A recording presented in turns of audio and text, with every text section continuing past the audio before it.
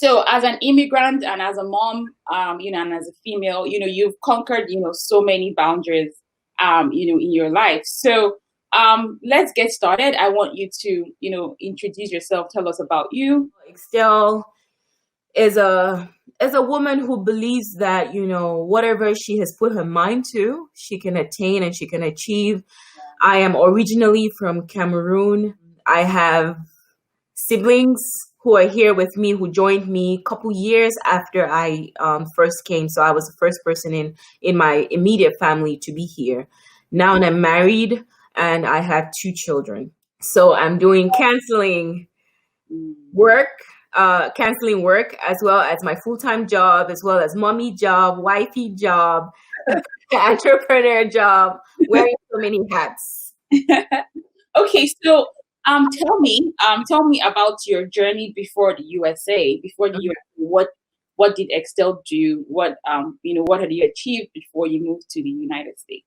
Okay, so I was in South Korea for about 3 years before moving to the United States. So prior to Korea, I was in Cameroon. I was in Cameroon till I was about 20. Okay. And then I moved to South Korea to go to law school. So I was there in Korea with my older brother, who then left.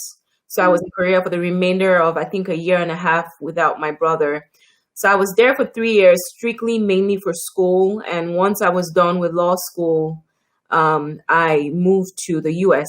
About the USA experience when you arrived in the USA, I'm young, excited, newbie lawyer, ready to, start practicing law, in the USA. Tell me about that experience. Okay, so I was not a lawyer at that time. By the time I was coming, I, was still to take the bar exam. And I came in because I was interning at the Carter Center, Jimmy Carter Center in Atlanta, Georgia. One of my professors, whom I loved dearly, who really helped me, got me a spot at the Carter Center, was able to advocate for me to be an intern there. When did you become licensed to practice in the USA? So the licensing ceremony, I passed the bar the November of 2011, right? But I went through that licensing ceremony on the 19th of June, 2012. So 19th of June was when I officially became an attorney in the US. So tell me, what was that experience like for you, US, and, getting licensed to actually practice, your passion, whether to practice law? So in my last year of law school, all my classmates were preparing to take the Alabama bar exam because Alabama at that time was the only state that had recognized our foreign legal education. So only Alabama at that time recognized our law degrees. But right from the last year of being in law school, I knew that I did not want to take the Alabama bar. New York had always been my focus, not because I had even thought so deeply into it.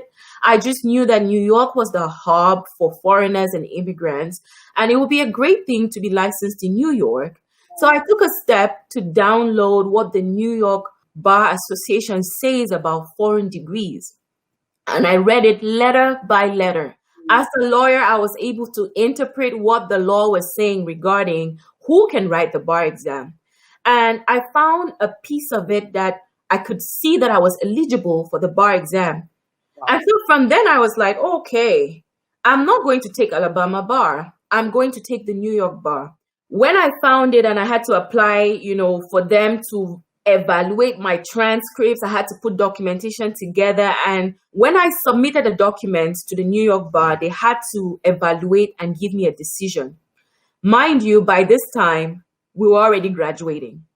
Meaning that if the New York bar had come back and said, Igxtelle, you're not eligible, I would have been in a very, very, very tough position. So when you were cleared and you took the bar exam, what happened next? What was next for you? So after the internship, remember I was on an internship at the Carter Center, and then I had to prepare for the exam. Now, this is the tough part. And I should note that New York bar is one of the hardest bars in the country. Wow. So with all of that, right, what that drove me towards was a determination to pass it. Yeah.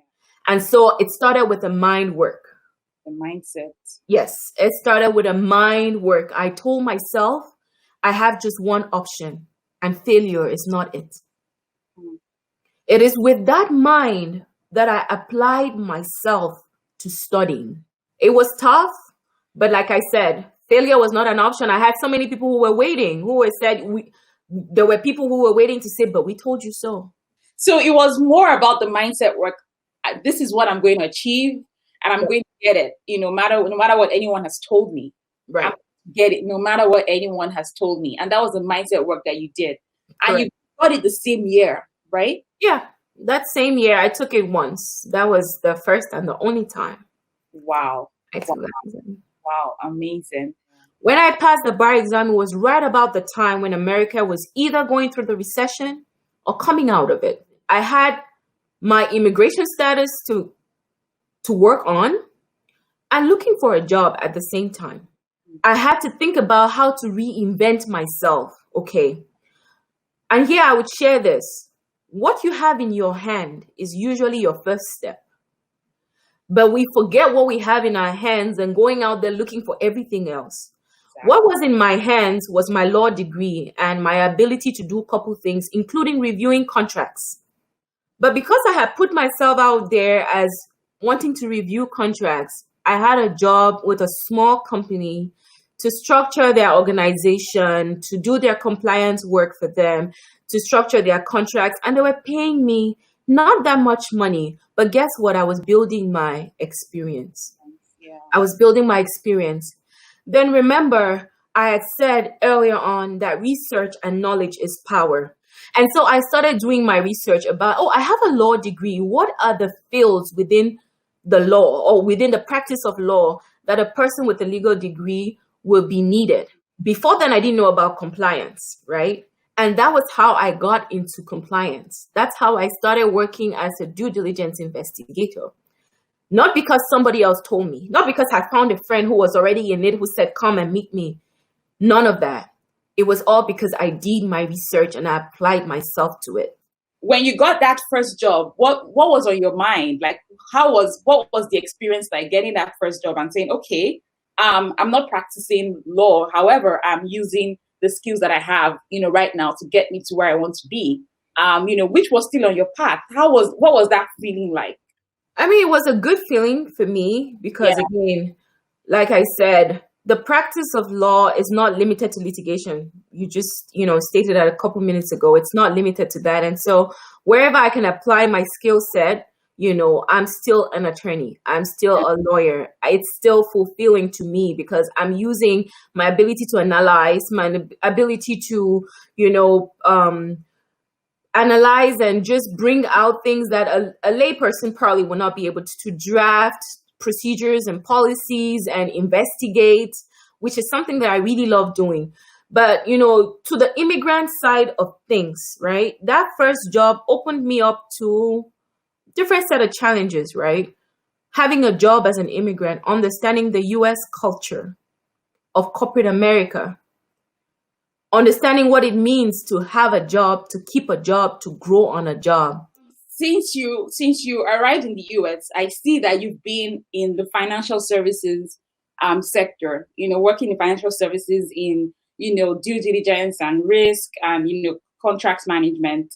And you've sort of grown, in your career to become a senior manager, in one of America's leading financial services companies. So how were you able to grow to become a senior manager in compliance? There are many moving facets to it, but the general tip that I will share today with everyone watching is the importance of evolving and making sure that you're improving on yourself, because whatever you want or whatever you're requesting as either your pay or your title has to reflect the value that you are ready to bring to the table. Exactly. If you don't have value, you cannot be expecting a raise. If you are not adding value, you cannot be expecting to climb the ladder. So what I did was I had to learn. I had to do webinars and courses and certifications. That has been the formula for me to move up to the senior manager position that I now occupy. Aside from that is also understanding the US culture, understanding what it means to integrate into our jobs and provide value on the job. What's my brand? When I just started, I did not understand that. With my African mentality, I thought if I did a good job, my boss' responsibility was to see my good job and reward me. In the American culture, I had to learn that I do a good job and I say I'm doing a good job. Right? I do a good job and I tell my story of the good job that I am doing. And so I had to learn that. A lot of immigrants are conflicted between the notion of modesty and telling their own story. You can still be modest, but if you must climb the ladder, you've got to tell your own story. Nobody else will. What's your advice for immigrants who, want to, start a business? They want to go into entrepreneurship. You can do whatever you put in your mind to do, right? Why do you want to start a business? Is it just so you can have a name as a business owner? Or there is something that is burning within you to see done? Or you are a solution giver to a problem you have identified? That should always be the motivation.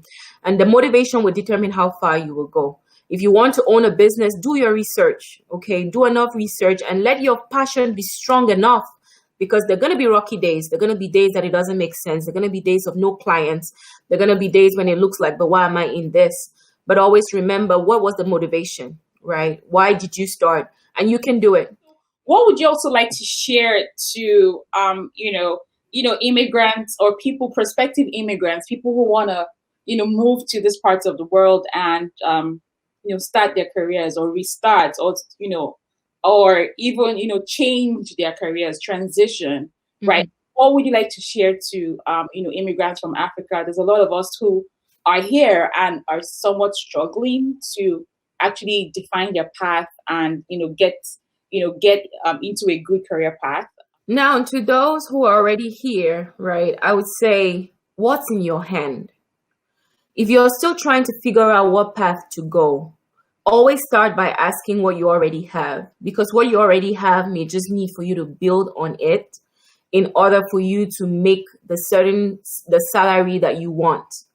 And it's going to be a process, but you would invest in yourself. There's no way around it. It's not easy. I see a lot of people trying to go the fast route. IT has become one of those. It used to be nursing in those days. Now everybody wants to do a short 6-month course and become a Scrum Master and earn 150 and do no other investment in themselves and think that they can maintain a career like that. Go one step further. Invest in yourself. That course you're taking should not be all of it.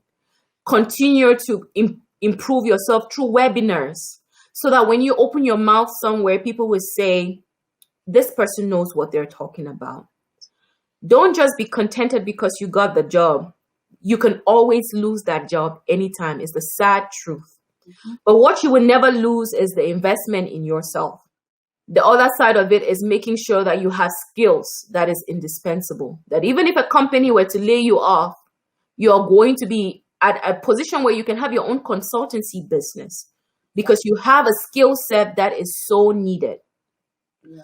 To those that are trying to come to the US thinking everyone is washing plates, if you come in here thinking that washing plates is the only thing for you to do, you will surely wash plates and wash them for a long time. Exactly. But if you come in here and you're ready to push yourself beyond your comfort zone, you will be able to attain heights that for a long time we have looked at and said it is only for people of this country, it's only for citizens, it's only for people with a particular accent. We haven't talked about accent throughout this video, but one of the things that I learned was to accept my accent. I used to be so conscious of it. Accepting your accent is a good point to helping you grow through your career. So if you're going to join us if you're trying to come to the US or Canada or another country, you're going to do work. It's going to be a lot of mind work. It's also going to be a work to evolve yourself. It's not comfortable. If all you want is pretty pictures standing in front of a car and a house, then just stay right where you are. Wow. Thank you so much, Igxtelle. Like what you've shared is so valuable. It's so valuable. You know, you have to invest in yourself, put all the work into yourself, because when you do, you know, with or without a job, you know, you're gonna be good.